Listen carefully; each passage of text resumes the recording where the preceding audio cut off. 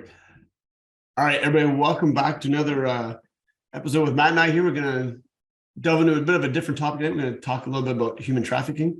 Matt, if you want to just give us a quick background on your training again, we'll do that before we start. Sure. I got into martial arts when I was a young kid, got into competing in Thai boxing, kickboxing, and boxing around the age of 15 and competed till about the age of 25. Then I joined the military and I joined the infantry. I did a few years of that, and then I joined our Special Forces Military Police, where I worked alongside as a supporter with the JTF2, and I worked close protection and anti-terrorism situations for the last 12 or 15 years, or 12 years, 15 years. And then I retired recently, and in around that, I've known you since I was 15 or 16, and I've been training. I'm training in the martial arts for about 32 years, 33 years, 34 years. That's gross. Okay, well, 33 years or so I've been involved in training, and that's my background. Nice.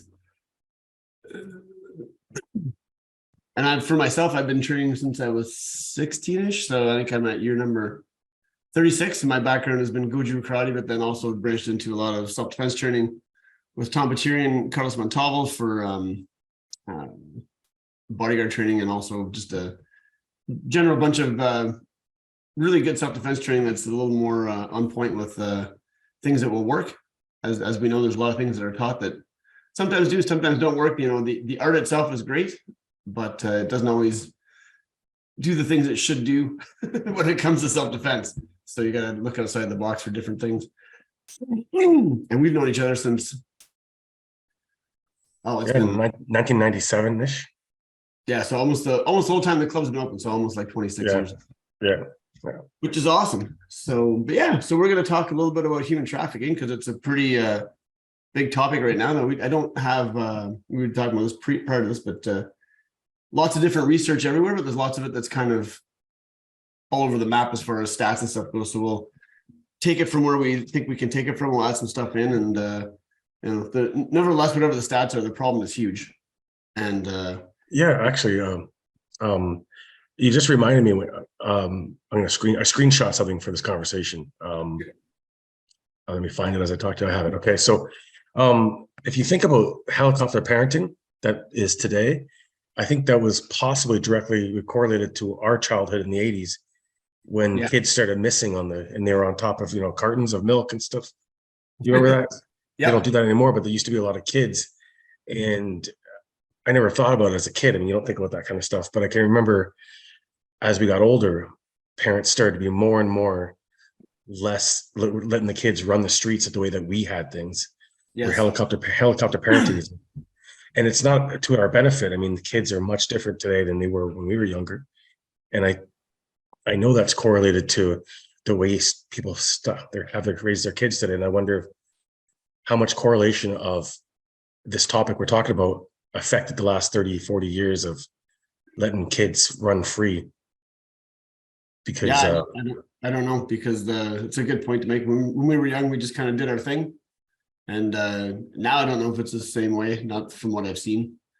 People are a little more controlling what their kids do, but unfortunately the human trafficking thing it starts at a young age, and people are kind of groomed into that kind of thing, depending on where you're at. And then normally with somebody that you know. So that's kind of how that process sort of works. But it's a good point that you make, because I remember when we were kids, they used to have sometimes they had missing children in the back of like cereal boxes, sometimes like milk cartons, that kind of stuff. Is that what you're talking about? Yeah, which is pretty creepy.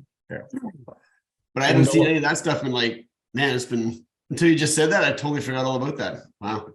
Well, because remember, we used to train our kids to stay away from strangers, the white truck, don't take candy from strangers. Like that's still stuff. It's common knowledge. And I'm really bad for that. I have a son that's 7, just turned 7. And I never think about that. Maybe I should be well aware of it. But the problem is I live isolated. You've been to my place. Yeah. So there's no one for kilometers around my house in the forest. No. And I forget that maybe I should be getting them ready for the city, because I forget that that's the life in some areas of the world. And the city is so much different than the country, especially nowadays. Even where I live, I mean, within the last 5 years, it's changed drastically. You know, crime rates have gone up. The demographics changed. You know, it's a very busy city. It's definitely not what it was 5 years ago. I don't want to get off topic, but we were in the city, Hamilton, a few months ago. My wife and my 2 boys. Now at that time, they're 7 and 6. Okay. Yep. We're across the street, 70, 80 meters at a park. And I don't know, 8 or 9, 12 to 13, 14-year-old boys came over to them to beat them up and roll them while they're on the slides, but I can see them. Right. I don't remember that happening when I was a kid. I don't remember being 12 and having to worry that I was going to get beat up at a public park in a city. No. I really don't. But anyway, that's not what we're on topic today. But but it's a very good point. So what I did was I dug up a few stats. So we'll start with the ones I got from Stats Canada. And from between 2011 and 2021, according to there was 2,688 police reported human trafficking incidents in Canada. 96% of these were women, which is not surprising. 4% were boys or men. 2019, there was 411 victims. 2020, there was 410. And where is these stats for? Is this for our area in Ontario? This is for Canada. Canada, okay. Yeah. And then 2020 was, 410. 2021 was 382. So it was a 7% decrease over that 3-year period. 2019 was a bad year. But COVID, did that make a difference though? It made it worse because people were able to move people around without getting caught. Or it made it worse? It made it worse, yeah. And that was the stats that I got from almost all the different statistics I looked at. I would have thought it'd be the opposite, but no, it was not. But in comparison, though, violent crime in Canada in 2021 was 4% higher than that, and then in 2019, and then 6% higher in 2020. So violent crime is still going up more than the human trafficking thing, but it all correlates because it's all kind of the same. You know, there's a lot of violence that goes with the other as well. And the victims, so commonly, so the victims aged 18 to 24, that's 45% of the victims. Ages 17 and younger is 24%. So those are the 2 major ones right there. Ages 25 to 34 was 21%, and ages 35 to 44 was 7%. 45 and older only took up 3%. So basically, it's a younger person's thing, which we already kind of knew. But what about kids at like my son's age at 7? Did that come up? It doesn't say. It just these are the stats that they have. So it just says 17 and younger was 24%. It didn't give a specific on age under 17. So basically, anybody that's a minor.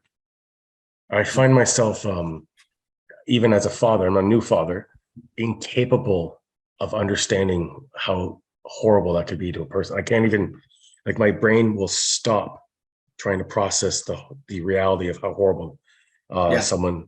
And when I told you today, I was listening to a podcast on this topic, and I don't want to give too many spoilers, but they said in the opening scene of Sound of Freedom, the father is asked to take his 2 kids to a talent show, and then he's asked to wait outside in the first opening 2 minutes, turns around, comes back after getting a cup of coffee, the whole thing shut down, his kids are gone. Wow. And I guess that's a true story of something that happened in the States. I couldn't even begin to, when I even start to think about it, my brain gets overwhelmed of what it'd feel like. I couldn't imagine it. Yeah, no, that's the scariest thing ever. Yeah, because you'd be at a loss to figure out that whole thing at that moment. And the way kind of how this works is, a lot of this is done through recruitment and grooming, right? And then it's control, isolation, exploitation. 9 out of 10 victims are recruited by someone they know, and most often it's an intimate partner. So that's kind of how this all begins. It's at a certain age, unless for younger kids it's different. And a lot of human trafficking too, in different parts of the world, it also includes slave labor. Yes, like forced labor. So that's another whole stat as well. So when I looked at some of the global stats from United Nations, they were, let me see, their data is gathered from 155 countries, right? 79% of which that is related to sex trafficking and for their stats. And the second was the most common was like forced labor. So the sex trafficking trade is huge worldwide. And it's really hard to shut that down because there's so many different people involved at different levels of income and political stature and all kinds of different things. So it becomes very, very complicated. That's why I found it awkward, or at least perplexing, why anyone would have anything negative to say about the movie itself, because it's just giving awareness to a problem that is real. I don't understand. I don't understand why one political side versus the other would start slamming it. But on Netflix, they put Cuties, where it's a bunch of 7-year-old girls on a beauty pageant, which is kind of weird. And, you know, Rolling Stone praised that movie, and Rolling Stone is bashing Sounds of Freedom. The concept doesn't, I don't understand it. It makes no sense to me. I mean, I've been on some webinars with people that have broke free from the sex trade, and they give me their story, and it's hard to listen to. Yeah. You know, it's real life, real world things. And I think a lot of times people want to ignore what's really going on, because it's not like it's not happening. It's happening 100%. Well, I wanted to read something to you. After, for some reason, I've been completely obsessed with this topic of maybe trying to get into this somehow as a volunteer. Right. I don't know, because like, I just retired out of the forces, and I don't know if I want to put myself back into extreme emotional stress, because I just did this for a long time. Yep. But there are some, I don't have the qualifications anymore to work for a government agency, so I couldn't apply to, but there are some, I don't know if you know, there's non-government organizations called NGOs. Okay. Yep. that work for this. The first one is Boost Child and Youth Advocacy Center. It's called Boost. And it helps, you can be a civilian that helps law enforcement in child protection and healthcare, which I didn't know existed.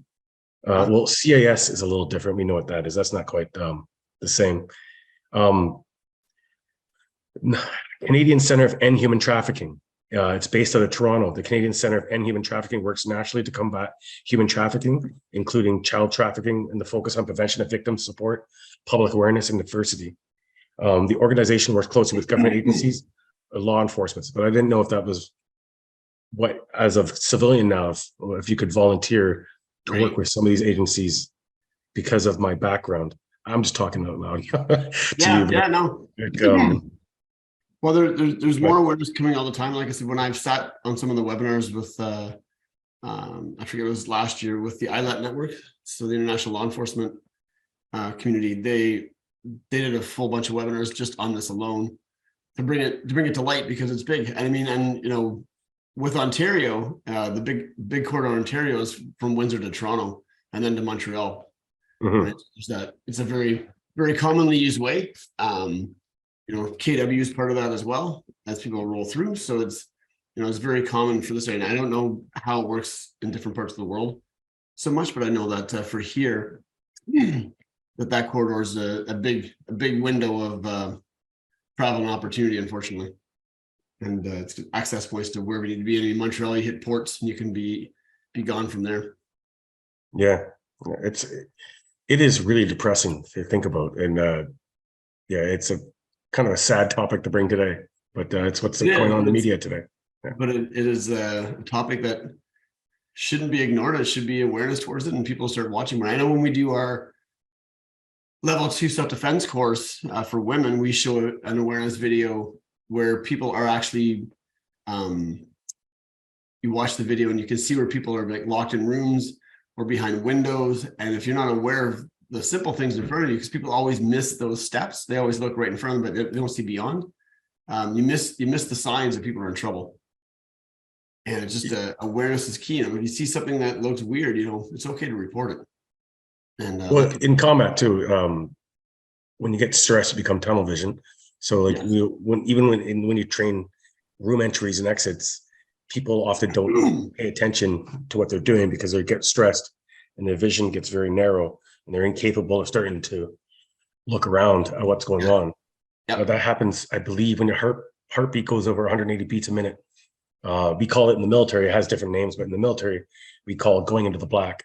We start like, if someone got in a car accident, they would suddenly unbuckle, get up and walk away right through traffic, they're over, and it's called being overwhelmed by events, which would make sense to what you're saying, because if someone's in it, put even any of us to be suddenly thrown in that situation, 100%. we're not used to it. We're not. It's not something I see daily. So yeah, No. anyone would be constantly overwhelmed by what was going on. Yeah, and I, I'd be okay with being overwhelmed because I don't want to ever really see it. I wouldn't want to be involved with it on a daily basis. That's for sure. It'd be super hard, right? And then you gotta, well, all this, so Yeah, it's funny you said that, because today I'm retired, and I feel like I'm a warrior without a war. Right. And I feel like this is a topic that would really interest me, because it is an honorable profession to try to get into. Yes. At the same time, if I took it seriously, how would you live with yourself dealing with what you know is out there? I could barely deal with what I know already, and I don't deal with children. It scares me. Yeah. So as I talk out loud to you about things that would interest me, I subconsciously be like, do you really want to expose yourself? And that's the problem. That is the problem, because I literally just told you that I'm overwhelmed by it. How do you think the public would feel if it was on the news every night? Every night you talk about child abducted, the sex trade, people would get completely depressed. And as we were discussing offline, that's why the FBI believe that the mainstream news don't bring it up that much, because it's just such a vile crime that in child pornography, that it's just too horrible that the public will get revolted by constantly bringing it up. So the reality of it gets lost in the translation. It's easier to talk about Donald Trump's tweets than real problems that go on in the world. It's weird. Right, and I mean, the news is depressing to begin with for the most part. So just add a little bit more in there, and it just gets that much worse, right? I mean, nobody would watch it. People run away from those things, and they look for the happy smiley things to make their day better, kind of thing. So it's definitely something that's happening. And you said the average age was a 17-year-old? Yeah, 18 to 24 was the typical victim. Between that was 45%, and 17 and younger was 24%. That was from the StatsCan numbers. And then the other ones I found, I had time to find. So, and this was through Statista Research Department. Between 2008 and 2019, human trafficking went from approximately 30,000 incidents to nearly 120,000 in that time period. So huge, right? Like, it's grown to an astonishing level. And I don't know, 4 or 5 times more. Part of that could be just because as the awareness becomes more, and they do more research and see more, it's becoming more, they're tracking these numbers better. But nevertheless, that's a huge increase over like a 10-year period, 11-year period. It's unbelievable, actually. And then it was a 2021, human trafficking was approximately 90,354 victims. That's what they said on their site. Now, I don't know if that was for the United States. I don't believe that could be a global number. I'm sure that number is much higher. So 90,000. Well, I heard 80 million people a year. I don't know if I only know that because I was listening to a show, but I can't confirm what the show was. I mean, I didn't sit there with my phone, but yeah, the show said today there was 80 million people worldwide with an industry budget of 150 billion is what I was listening to today. Now, you just cut that in half is disgusting. Cut that by 1/5 is crazy. To even say that it's at 10 million and it's only 1 billion, that the numbers itself, it doesn't make any sense. Regardless of it doesn't matter what the number is, it's bad. But I mean, at that, you said 150 billion. I mean, that's more than the airline industries. That's more than pretty much anything. Professional sports. Like, there's more money in sex trafficking than there is in all the sports combined. Yeah, like, that's insane. Yeah, 100%. 100%. So that's the research that I found. I'm sure there's tons more. Like I said, it was hard to get the same stats on everything, but the consensus on all the stats was it's a really big problem, and it's growing. Right. Well, it comes to the fact that young people need to train. Yeah. And it comes down to that.